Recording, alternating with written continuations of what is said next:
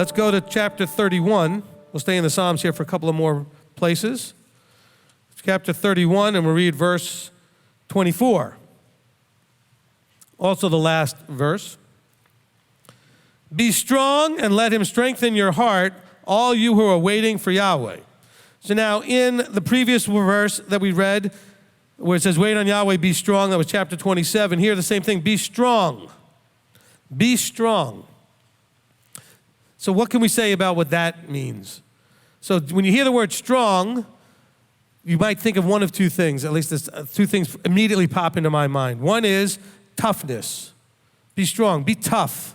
In other words, you're going to have to endure something. It's going to take some strength. You also have the idea of strength coming from something that builds muscle, like exercise or lifting weight. Right? The idea of you become stronger by exerting an effort.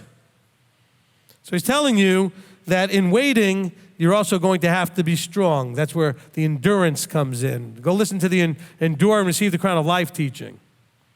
To endure is going to take internal strength, emotional strength, spiritual strength. You're going to have strength, not muscular strength.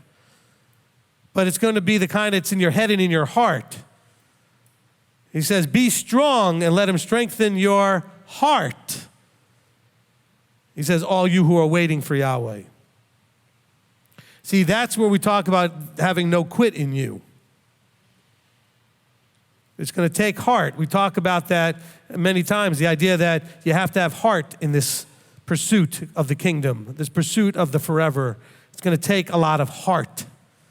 And we've used the analogy in sports where we talk about a team that either has, that they gave it up, they mailed it in, they quit. We may use all these other idioms. And other teams, no matter what happened, there was no quit in them. We say that team had heart. They didn't win, or maybe they did win. It doesn't matter the result. Either way, we saw the heart, that there was no quit.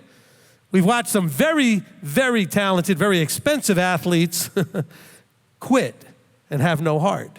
We've seen very much the opposite also with people that were not so expensive, not so famous, not so talented, but they didn't have any quit in them. They had a lot of heart. Because a lot of us who are fans, and I'm a fan, right? You have your teams that you might like and you're a fan. There's nothing more frustrating than a fan watching their team quit and just mail it in.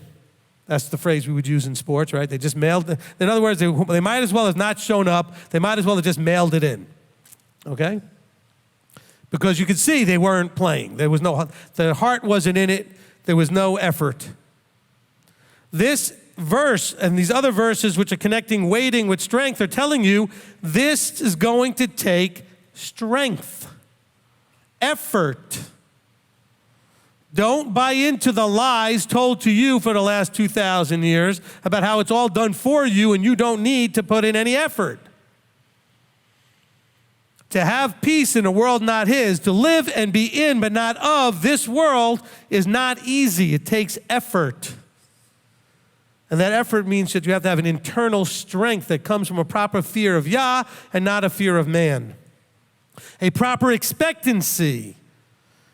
You're not going to endure unless you expect. If you quit, it's because you already decided that you're not going to get there. You put in the effort because you know you can still get there. So you keep going, and you don't quit, and you don't quit, and you don't quit.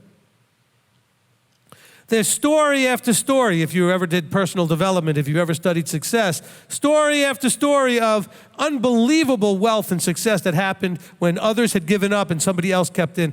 I mean, people who had gold mines that literally quit just short of the quote-unquote mother lode. But because they gave up, they fell only a few feet short. And somebody else came in and kept going and ended up with the jackpot, so to speak. You have to keep going. If you're convinced it's there, then you have to keep going. The expectancy has got to be there. So he says, be strong and let him strengthen your heart.